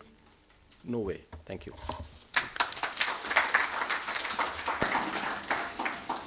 Thank you, Rakesh. So we've had two really scintillating lectures, certainly in the C.D. Deshmukh lecture itself, and then Rakesh's really wonderful set of comments on what Kaushik said. We are in good time. We have a bit of time for some discussion. I'm actually going to turn to Kaushik, given the nature of Rakesh's comments, to perhaps come back a little and talk about some of these issues. And then we'll take a round of questions from the audience. Kaushik. Shrikar, thank you very much. Given that actually Rakesh Mohan's comments were so substantial, I thought I did want to make a very few remarks and then take questions from others. One thing that Rakesh described, he said that the only disagreement was I did not speak about growth. That's the only place where I will also take issue with him. Well, I did not speak about growth the same way that I did not speak about HIV/AIDS. Not because I don't think it's an important topic, but simply that I wanted to speak on something else. But actually on growth, my stand is very similar to Rakesh's. So I think he also knows that we've talked enough. I feel growth is extremely important. So you don't diminish the importance of that, you keep that up. And the figure that he gave, curiously enough, Rakesh, did you read my paper? I talked of 7% for 30 years, you talked of 7% for 20 years. So the same kind of thing, I think. older than you. Okay, so I feel that kind of a growth target is entirely possible. We have to strive towards that, so that will give you a GDP growth rate of about 8.4% currently. That's going to go down as the population growth rate goes down from 1.4% to it'll go below 1% by the end of 30 years. That will bring you to Thailand in 20 years, but actually in 30 years, or a bit less than that, it will make India cross the $10,000 per capita income cutoff, which is a sort of bottom end of industrialized countries. I think it's possible and we should target that. The other area where, again, you didn't speak much, but where I think we agree is when I stress growth, which I didn't do in this lecture, but I've done in many other places, I also do believe that there is scope for direct government action on a variety of other matters. So I do not share the same platform with market fundamentalists saying that pay attention to growth and sit back and everything else will happen or not happen, but that's the way the economy is. I don't share that view. I believe that government has to pull out from a lot of market-oriented activities, not tamper. But there are also areas in a poor country like ours where you do want the government to be there, do want the government to attending to the poor and the vulnerable. And the high growth and high inflation, Rakesh, the point that you made is the South Korea, Taiwan kind of experience of the 70s, not feasible anymore. There I would simply change the term. It's probably not necessary anymore because our understanding of inflation is better. Those days they were fumbling. They were growing very rapidly. The macroeconomic management was much worse, and inflation would often cross 20%, 30%. We have a much better understanding of this, so it is not necessary for the sake of growth to have to put up with inflation. And if we are going to do inflation targeting, again, my figure is exactly the same, and I've spoken about this a year or so ago, is 4%, 5% for a poor, for an emerging economy like India's is a reasonable target to go for inflation to be kept below that. The expenditure composition that you talked about is, again, absolutely right, and you're right to draw attention to that, that at times in stressing fiscal policy and fiscal stimulus, we overlook the content of that fiscal deficit, and indeed the expenditure, you pay attention to that. But again, if I may point to one slight difference is, I do believe the primary expenditure for fiscal deficits should be on capital building so that the future is better. But in a country like ours, with still so many people so very poor, you can't leave it to all that. There is consumption, immediate consumption need that needs to be attended to for the poorest people. So even if that's not building up capital, building up to future growth, certain amount just has to be done as direct transfer to the poor. Wherever possible, I would do it with direct cash transfer and in a more minimal set of areas with goods being given there. Many other things I would love to talk about, but I'll do that one-on-one with Rakesh and not inflict that on everyone. I want to make one comment, the last one, actually, just one small thing, which is that I agree with Kaushik 100% that in a poor country like ours, you do need a good deal of welfare expenditures. My only point there would be that that expenditure should come from current revenues, not from borrowing, as far as inflation control is concerned. Therefore, you need to increase revenue to do those expenditures. That's the only point I would make on that. But I agree with him completely that you need to make those expenditures. Fantastic. So great set of comments and a great repartee by Kaushik. So let me take a bunch of questions. We'll take a few first and then we will let our speakers answer. If you don't mind, if I don't recognize you, please announce your name. Dr. Kirit Parekh. Yeah, Kaushik, you talked about side effects. Some 50 years ago when I complained to a doctor that the medicine he gives has lots of side effects. He said, unfortunately, Dr. Parekh, if a medicine doesn't have side effect, it doesn't have principal effect either. And that's really the problem. But I want to take your trust example. You did not take into account the fact that when trust increases, money gets around, there is also growth effect. And if the growth effect is larger, then the inflation effect would be smaller. Very good. Any other hands here? Yes. Let me see. I'm going to flip around so I'm looking for other segments of the audience here. Is there a question there, Ram Singh? Do you have a question? Yes. Ram Singh from Delhi School of Economics. I have a question to Professor Basu on direct cash transfer. It's a great scheme, and you described several virtues of this scheme compared to other existing schemes. However, I have two concerns. One, the problem of misidentification of the needy is as such a serious problem. And two, I fear that the direct cash transfer scheme could be more vulnerable to manipulation of identities of the needy. Because unlike, say, in Narega, Narega has benefit of self-selection. Direct cash transfer does not. Getting ration from a ration shop, there are some personal costs involved, walking to ration shops and so on and so forth. There are no similar costs involved under the direct cash transfer schemes. So do you have some thoughts on how to fix things there? Because it's going to be more crucial for direct cash transfer. Thank you. Thank you, Ramsey. I'm going to take two more questions and then turn to the... at the back there, Sonal Desai, did I see you raise your hand, please? Actually, follow up on Ram Singh's question, the same issue. I think DTC would work very well if you can identify the poor. But for India, the BPL cards are actually scattered through the bottom 4 quintiles of income groups. And part of it is states give out BPL cards as they wish. So sometimes the more organized states have more BPL cards and higher growth rates.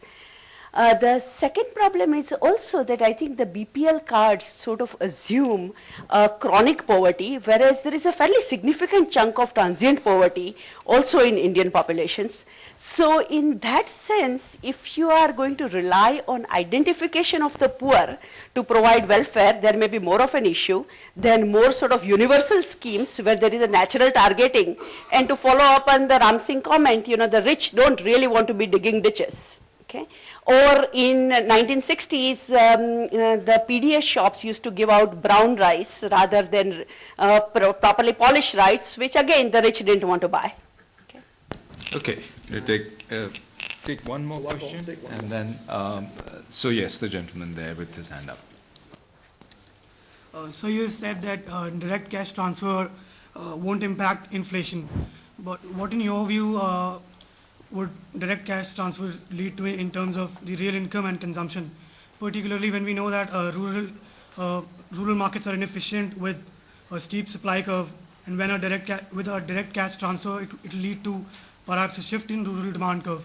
So how would, and leading to increases in prices. That's it. Great. Kaushik? Thank you very much. Kirit's point on trust and growth, absolutely well taken. That yes, and I'm a great believer actually that the total effect of greater trust in society is very good. And if it translates into growth in particular, it could outswamp the inflation and negative effect. Ram's question and Sonal's, let me sort of combine the two and take the two together. The misidentification of the problem, first of all, to put it on record, I mean, that is something that does not get solved by direct cash transfer. So there is a lot of misidentification that takes place. There are wrong people who have BPL cards. That continues. So not that the direct cash transfer is going to correct that. Direct cash transfer will inherit that problem, but have other advantages. Vis-a-vis NREGS, I was not making this point at all, because NREGS has a self-selection component to it. You won't go for an NREGS unless you're poor, because you have to go and whether you work or sit there 8 hours, so that has advantages, and I'm not saying that between these two you pick one rather than the other. When I was talking in terms of direct, and NREGS I do believe actually plays some very, very important role. It's with the food ration system and with direct cash transfer is where I was making the comparison. That cost, the cost of having to go to the store and the rich will not go, I feel is not that big enough. It's not big enough really. Yes, I mean, it's a question of judgment. Whereas the 8 hours on the field to go and sit there, yes, the rich will not go for that. But when it comes to ration shop, I feel there is something superior about a direct cash transfer. Now, Sonal's more directed thing that these large number of people have these cards and they will get these benefits. To me, yes, you will misfire. But to misfire with a direct cash transfer, even if it goes to some people who don't deserve it, it's not such a big problem as when you're distorting markets, collecting food, and it's going to the wrong place. If some people do get this cash who should not get it, ideally you don't want that to happen. But it's not the end of the world. As long as the poor get, if a few other people get with that, that's a side effect which does not distort the economy, but yes, it's some undeserving people get it. And actually there have been countries for a period, South Africa was doing this, which is give a cash benefit to everyone, even the rich. The rich, for them it will mean very little. For the poor, it will mean a lot. So yes, I agree that that problem will be there, but to me, again, on that score, it's not as if the current food ration system is superior to the direct cash transfer. So it's in that comparison with the food ration and direct cash transfer, that was my view. The real income, see, in the village where the direct cash transfer takes place, some price rise Price rise has to be distinguished from inflation. Price rise of those grains that these people will go and buy is only to be expected. That will happen in that area because you've given people money which they're going to spend on that food. But whether this will create a general inflationary pressure in the country, that depends on whether you use the direct cash transfer as an alibi to increase your fiscal deficit. If you don't do that, then there is no reason for that to create any inflationary pressure. Do I still see some hands? There's one here in the front, one at the back. So I'm going to turn to this side now. Deepak Mishra and then Anushri Sinha. Thanks, Shekhar. I thought Kaushik was trying to say that macro stability with growth can coexist, in fact, thrive with grassroots welfare schemes. So there is really no trade-off between the two. The question I have is when we talk about growth and the trickle down or the way it transfers back to the welfare of the poor, there's a big word which is about the effectiveness of the government to deliver the schemes to the poor. And given the situation that we have in India today, where there is weakening of the governance system overall, one wonder whether in the current setup, whether while theoretically there may not be a trade-off between the two, do you see this being an issue over time until we see improved governance? So how does the governance fits into this story? Thank you. At the back there, Anushri Sinha. Yeah, Do you have a Anushri. microphone? Yeah. Yeah, no, thanks. Actually, it sort of connects up with the earlier question. I was also asking the question on the welfare programs, and if the governance issue is still missing. Can you hear me here? I could not see you, but I could hear you. Yeah, there's somebody big in front of me. so, that's all right. sorry. Yeah, no, I was just saying that the same sort of issue which was raised by the earlier person who questioned. The issue is implementation. If you have problems in implementation of either the earlier welfare program or now with the cash transfer, then what kind of extra advantage and benefits you're going to get out of it? Especially when I consider the kind of cash transfer examples that you had provided, for example, Brazil, that is generally conditional cash transfer. And this is, I'm not sure about this so much, if it's really conditional. And the other thing you raised, which is very important, you raised, or Rakesh actually raised, was that if it goes to the woman, in the household, might be useful, might be helpful, but again, there is no system, and the woman might again be completely captivated by, on her wishes by the male members of that household. So there's no condition on the kind of purchases you can make out of it. So I really don't see the benefit if it is not conditional cash transfer. There could be extra problems if you have to actually borrow before buying and before getting the money. You might be charged more interest on the money that you want for purchase. So there are these kind of issues which might come up. I just wanted to draw your attention to these problems. Okay, I'm going to take one more question, and then I think I saw a hand on this side. Yes, Dr. Kanaya Singh. Thank you. I have two questions. One is, I'm happy that there is a difference of opinion between the two speakers on the issue of current account. I was wondering whether we have really examined the situation of 1991 and the situation today. If you think in terms of the current account deficit and the fiscal deficit, then I think today we are in a much worse situation than what we had in 1991. So what is the difference that we are not facing the punch? The difference to me looks that somehow we have been able to manage a foreign exchange reserve which is holding the front. So is it that this insurance of foreign exchange reserve should be a kind of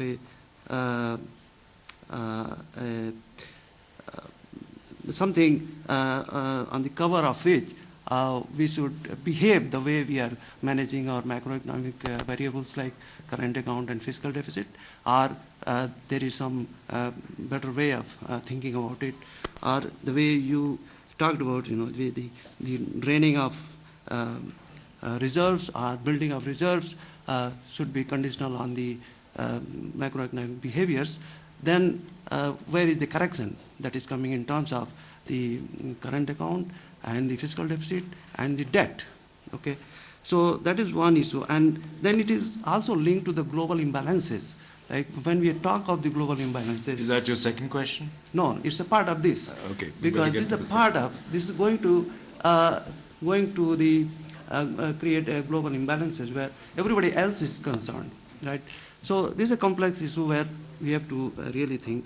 The second one is about the inflation growth nexus.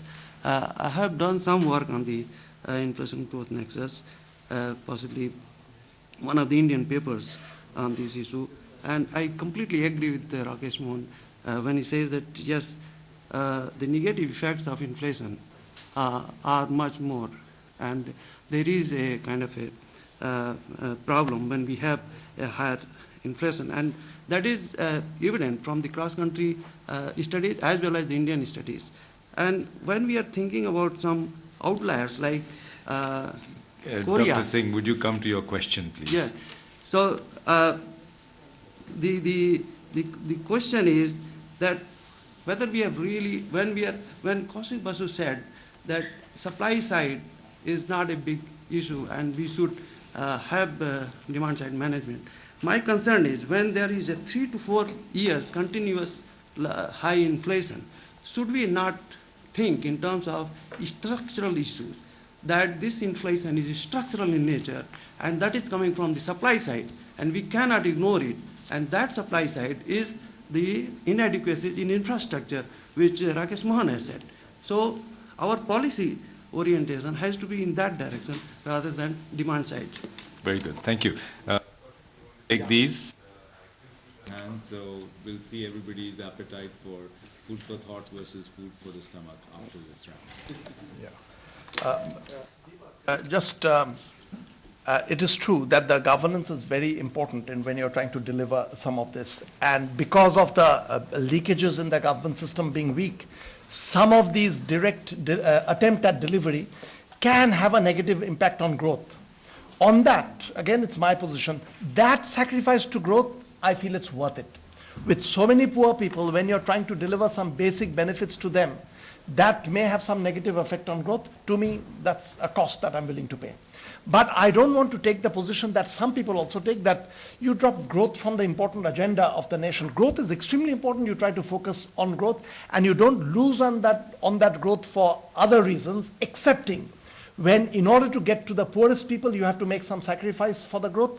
I'm for it. So it's a clear position. And the governance, of course, I think we'll all agree that we need to work very, very hard to improve on governance, and in India, the scope for that is very large. Anushri, your thing about conditional cash transfer in Brazil. By the way, when you spoke about the gentleman in front of you, that made it difficult for me to see. He's from Brazil. I don't know if you know that. So conditional cash transfer is right in front of you.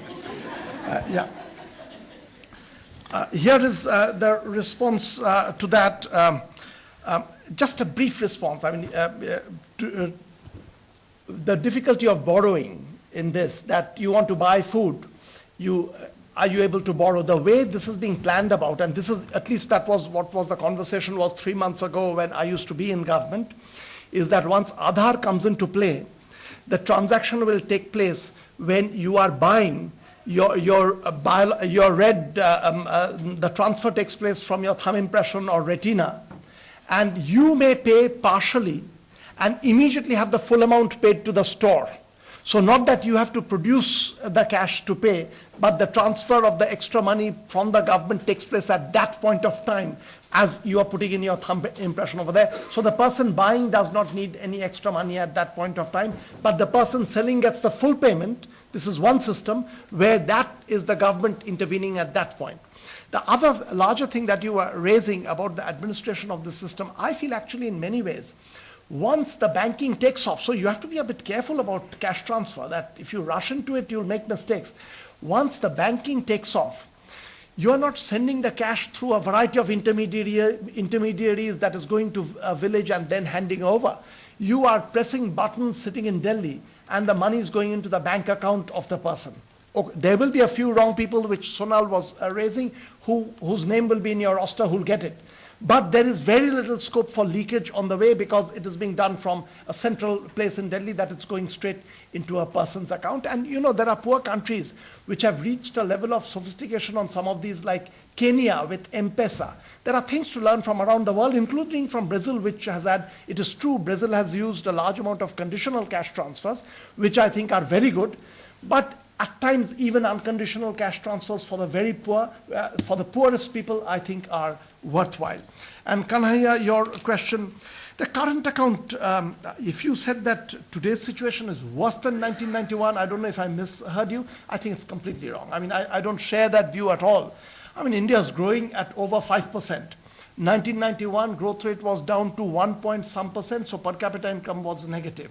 India's foreign exchange reserves had gone down to less than $3 billion. Now it's close to $300 billion. So there is really no comparison with that. I mean, there is some weakening that is going on, but not in keeping. Now, inflation being more harmful, and you said that you can produce evidence from around the world. This is exactly where I argue that you should not jump to evidence. If inflation is high, but growth is also very high, growth is real growth when we talk about growth. So the point that Rakesh was making is valid, that it's possible that with such high inflation, you cannot get that growth anymore.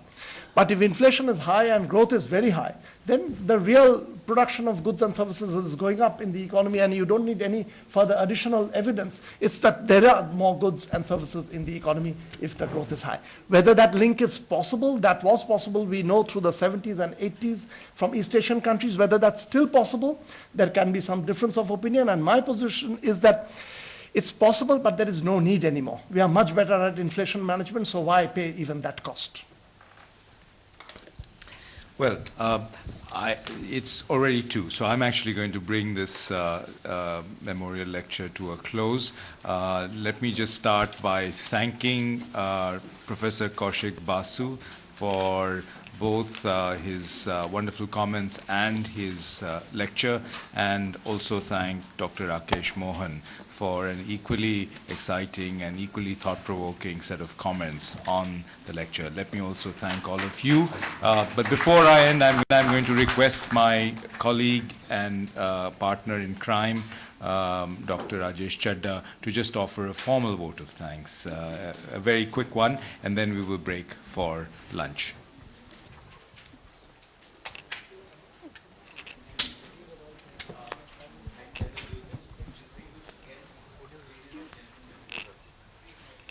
Now, to propose a formal vote of thanks in this inaugural C.D. Deshmukh Memorial Lecture, we at NCAER would like to convey sincere thanks with gratitude to Professor Kaushik Basu for delivering today's lecture, and to Dr. Rakesh Mohan for joining us as the guest of honor. Thanks are also due to Dr. Shekhar Shah, Director General, NCAER, for having conceptualized a lecture dedicated to the memory of one of India's most eminent economists and a founding father of NCAER. An event of such high quality gets additional value and bonus with the presence of distinguished participants like we have today, despite this being a cold January day. Our sincere thanks to you, ladies and gentlemen, for having joined us despite your busy schedules. We thank the media persons for their presence at this event, hoping that we would have some good coverage. Thanks are also due to the NCAER staff for meticulous organization of this event. Samant Kakkar, Shikha Sachdev, Geetu Makhija, Sudesh Bala, Sangeeta Chaudhary, Praveen Sachdeva, J.S. Punia, and P.P. Joshi. This is the kind of big team that makes such events successful, have worked hard and deserve our compliments. On behalf of the Director General and the NCAER fraternity, I wish you all a very happy and prosperous new year. Same to India. May I now cordially invite you all for lunch. Thank you.